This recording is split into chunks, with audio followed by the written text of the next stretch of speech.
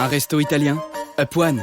Un resto italien et un film italien, Up One. Un resto italien, un film italien et un chef-d'œuvre italien à l'opéra, Up One. Un resto, un film, un opéra italien et un mari italien. Ah non, désolé, ça en fait pas. Déjeuner, culture, sport et loisirs, mobilité, cadeaux et vacances, on a mis presque tous les avantages sur une même carte. Simple et efficace, la carte de paiement pour les salariés et ceux qui pensent à eux. Up One, une solution, mais tellement d'avantages. Les peuples des Premières Nations au Canada et aux États-Unis ont beaucoup de légendes et de traditions mystiques et surnaturelles. L'une des légendes les plus connues est en lien avec l'hiver. Il s'agit de la légende du Wendigo. La Fabrique Audio présente La Petite Histoire. www.lafabriqueaudio.com. Salut tout le monde, bienvenue dans un nouvel épisode de La Petite Histoire du Paranormal. Je suis Florent Mounier, c'est moi qui vais vous narrer cette histoire, écrite et mixée par Sébastien Girard. Un épisode qui nous a été demandé par un grand nombre d'entre vous sur les réseaux sociaux et les plateformes de podcast sur lesquelles vous pouvez nous écrire. Et notamment, cet épisode a été demandé par Anna, que je salue. On part donc sans plus attendre au cœur des forêts boréales, à la rencontre du Wendigo. Vous êtes maintenant ici, et quoi qu'il arrive, vous ne pouvez plus reculer. Le Wendigo, parfois orthographié Windigo ou Wetiko, est une créature issue des légendes des peuples algonquiens. Les peuples algonquiens, ce sont ces peuples qui vivaient autrefois au Canada et au nord-est des États-Unis. Ces peuples algonquiens décrivent le Wendigo comme étant un esprit maléfique associé à la famine, au cannibalisme et à l'hiver rigoureux. Le Wendigo serait donc une entité surnaturelle après avoir été un être humain. Ouais. Le Wendigo était donc un être humain à la base, mais qui est devenu monstre après avoir succombé à l'acte de cannibalisme. On reconnaîtrait une personne qui va se transformer en Wendigo au fait qu'elle a une faim énorme, une faim pour la chair humaine, une faim qui, dit-on, est insatiable.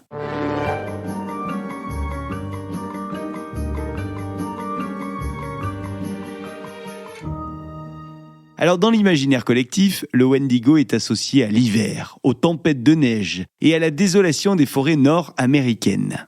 Le Wendigo est décrit comme un monstre extrêmement maigre, avec une peau tendue sur des os saillants, des os qui sont froids si jamais on les touche, des os qui ressemblent même à de la glace. Mais c'est pas ça le pire, non. Ce qui est terrible avec le Wendigo, c'est son haleine. Une haleine qui sentirait la mort. Et pour cause, si le Wendigo mange de la chair humaine à bout de champ, c'est pas ça qui va lui permettre d'avoir une haleine de toute fraîcheur.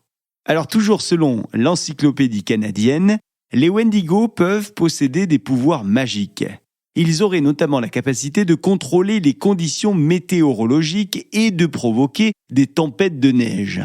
Le deuxième pouvoir du Wendigo est celui de contrôle. Il manipule les esprits des personnes qu'il hante.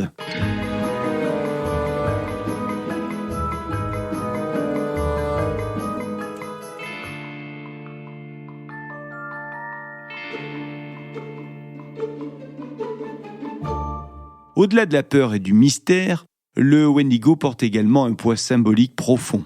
En fait, dans les cultures algonquiennes, le Wendigo représente les dangers de la surconsommation ainsi que de la déshumanisation. Bref, le Wendigo n'est pas favorable au capitalisme, c'est le moins qu'on puisse dire.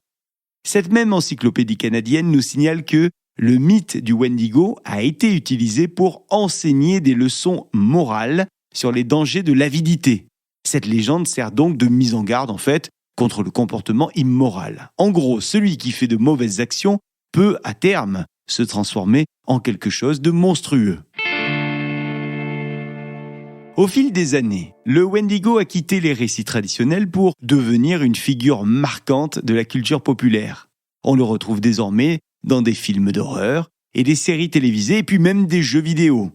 Des œuvres comme The Wendigo de Blackwood et les jeux comme Until Dawn ont contribué à populariser cette légende au-delà des communautés amérindiennes. Et chaque adaptation moderne lui ajoute son petit détail qui va bien. Et d'ailleurs, son apparence varie d'un peuple à l'autre, et ça c'est bien normal puisque cette légende s'est transmise oralement.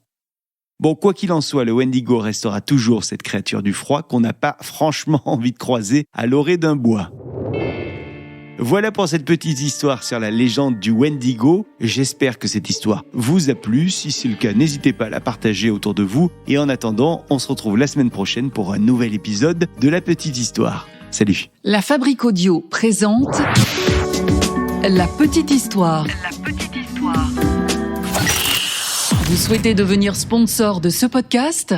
Contact @lafabriqueaudio.com. Avant de se quitter, je vous rappelle que La Petite Histoire est un podcast de La Fabrique Audio. La Fabrique Audio réalise des podcasts de marque et d'entreprise. Donc, si vous cherchez pour vous, pour votre entreprise, pour votre marque, un studio, n'hésitez plus. Envoyez-nous un mail, contact@lafabriqueaudio.com, la fabrique avec un K.